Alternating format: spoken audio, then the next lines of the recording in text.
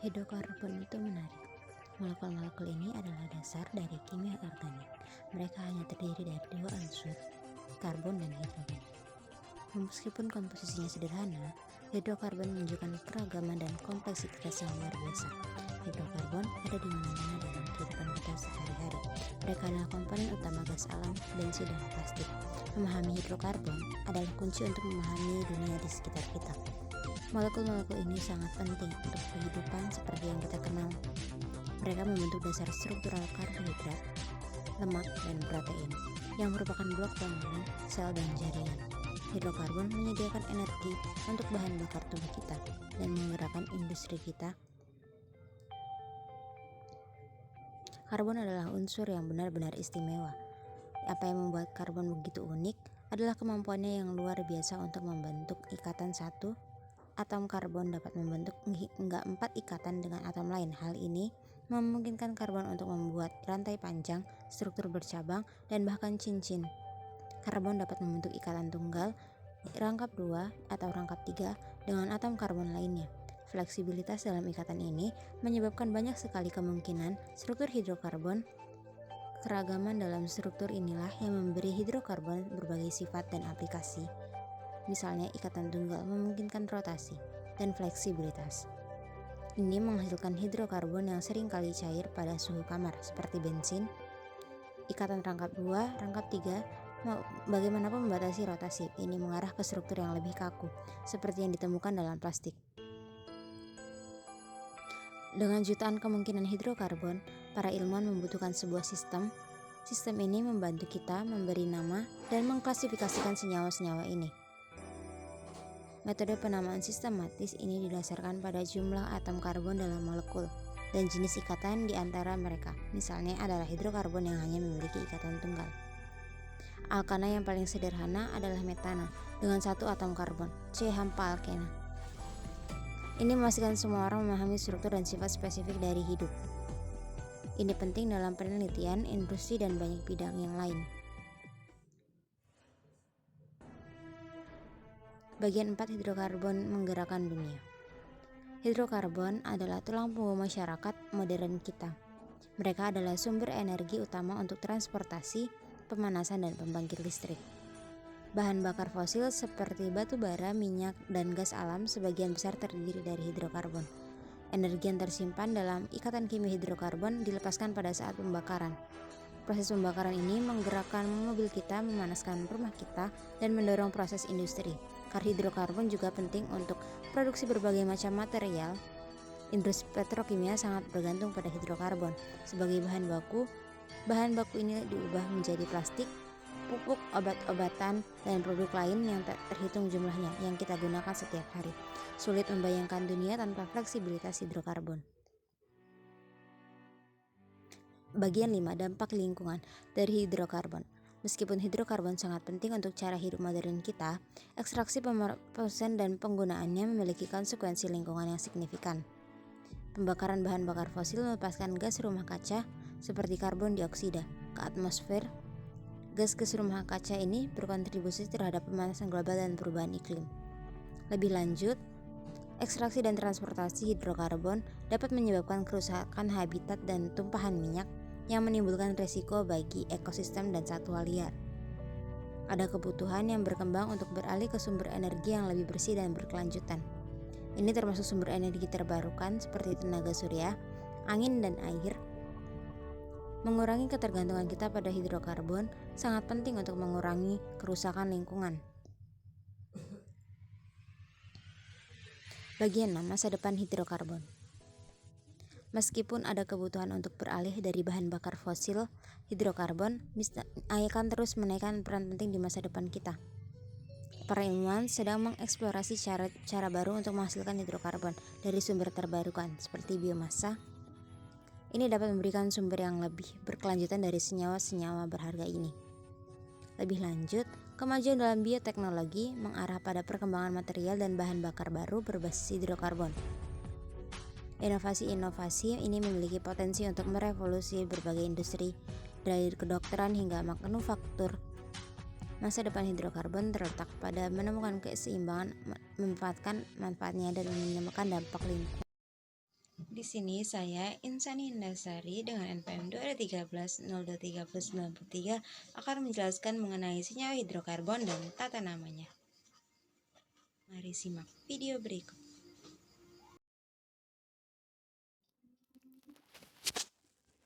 Karbon sering disebut sebagai unsur kehidupan.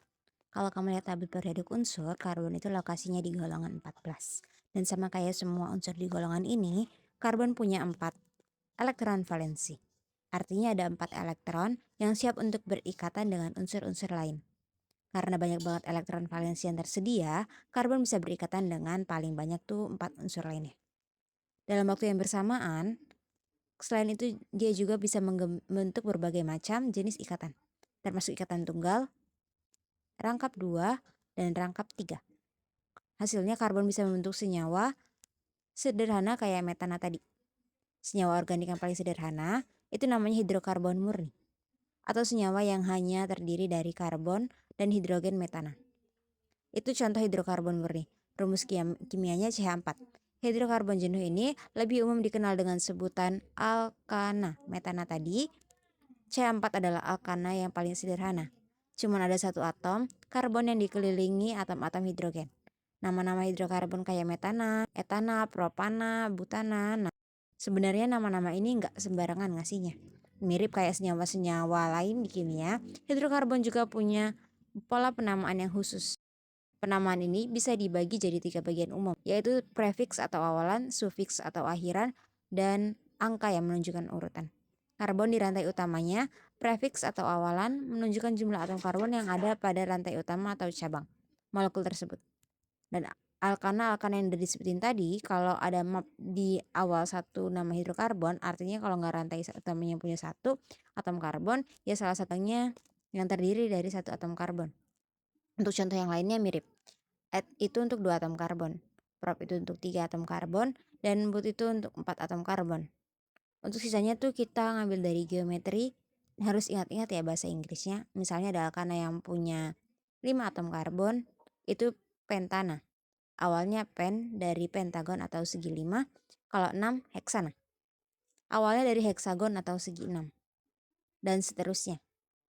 Nah, untuk sufiks atau akhiran itu sedikit lebih rumit. Kita mulai dari yang paling mudah ya. Nama untuk rantai utama dari satu hidrokarbon yang itu ana, ena, dan una tadi, kita baru mau ngomong hidrokarbon jenuh. Yang ikatan-ikatan di dalamnya cuma ada ikatan tunggal. Kalau untuk hidrokarbon jenuh itu akhirannya dikasih ana. Contohnya metana, etana, propana, dan butana kayak tadi. Nah, kalau ada ikatan rangkap duanya, kita kasih akhiran ena. Bukan karena dia ini rasanya enak, tapi karena dia itu bukan hidrokarbon jenuh lagi. Bukan lagi alkana, tapi udah jadi alkena. Contohnya etena, propena, butena, dan pentena. Terus kalau ada ikatan rangkap 3, molekul itu punya akhiran una.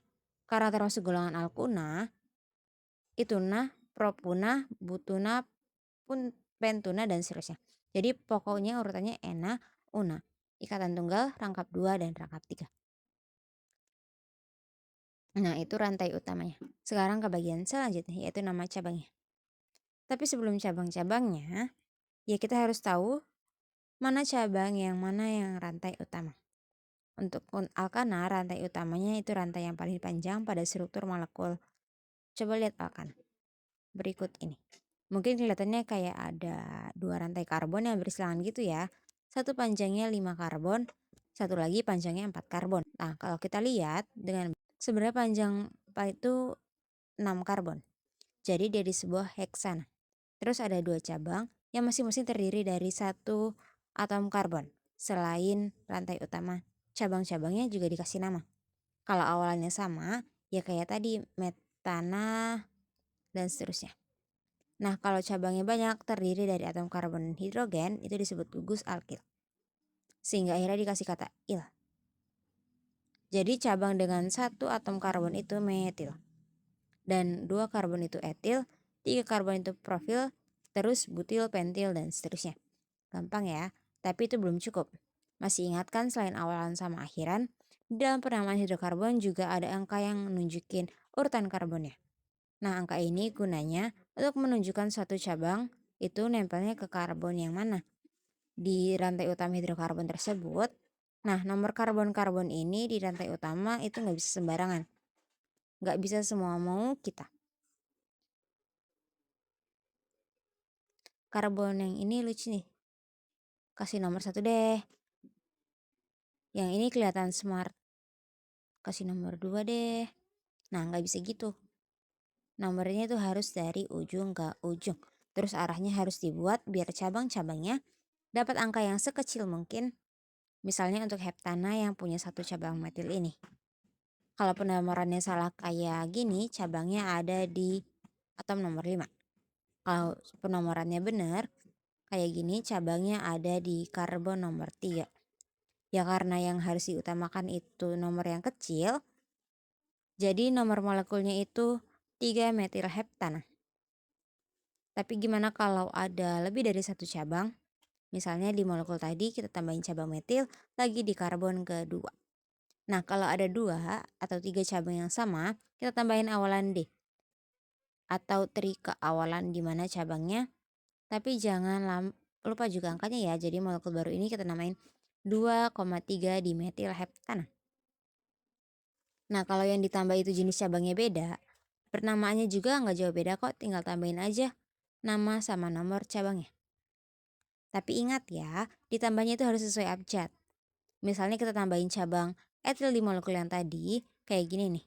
Itu nama molekulnya jadi 4 etil 2,3 dimetil heptan. Cabang etilnya ditulis sebelum cabang metilnya ya, karena sesuai abjad. Ya, itu lebih dulu M. Nah, karena penamaannya ini super sistematis, jadi gampang buat kita ngegambarin struktur molekul alkana cuman dari namanya. Kita coba ya, misalnya 4 etil 2,235 trimetil oktana.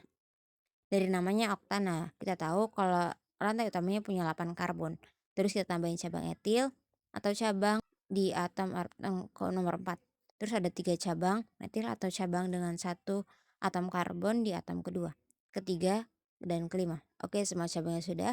Terakhir, tinggal gambarin atom-atom hidrogen ya. Selesai deh. Asik kan sepintas penamaannya. Ini emang kayak ribet ya, tapi rupanya bikin gampang pas kita mau gambarin strukturnya. Nah, tentunya alkana adalah senyawa kimia juga, jadi pastinya mereka bisa bereaksi dengan unsur-unsur atau senyawa lainnya. Tapi, ada beberapa reaksi yang unik untuk alkana itu sendiri. Dan yang paling umum dilakukan itu biasanya reaksi pembakaran. Masih ingat kalau alkana kayak metana dan propana itu umum dijadiin sebagai bahan bakar? Nah, yang unik dari pembakaran sebuah alkana itu, produknya selalu cuma 2 molekul, yaitu karbon dioksida sama uap air. Jadi kalau kamu lagi masak pakai tabung LPG, gas hasil pembakarannya ya cuma 2 itu, karbon dioksida sama uap air. Makanya aman kalau habis dibakar, kita kalau masak kan nggak pernah di keracunan LPG. Selain reaksi pembakaran, alkana juga bisa mengalami substitusi atau sering juga disebut halogenasi. Pada reaksi ini, atom-atom hidrogen yang nempel sama atom karbon itu disubstitusi atau diganti oleh atom-atom dari golongan 17 atau golongan halogen, kayak fluor, klorin, iodin, dan bromin. Nah, terus ada reaksi ketiga nih yang unik buat alkana. Hidrogen-hidrogennya malah dilepas di reaksi ini. Reaksi pelepasan hidrogen ini disebut dehidrogenasi. Bukan karena dehidrasi ya, biasanya hidrogen yang dilepas itu berasal dari karbon-karbon yang berdampingan. Jadi setelah melepas hidrogen itu karbon-karbonnya membentuk ikatan rangkap 2 atau bahkan rangkap 3, tergantung jumlah hidrogen yang dilepas. Kalau udah ada ikatan rangkap 2 atau rangkap 3, alkananya berubah jadi alkena atau alkuna. Dan itu yang akan jadi pembahasan kita di video selanjutnya.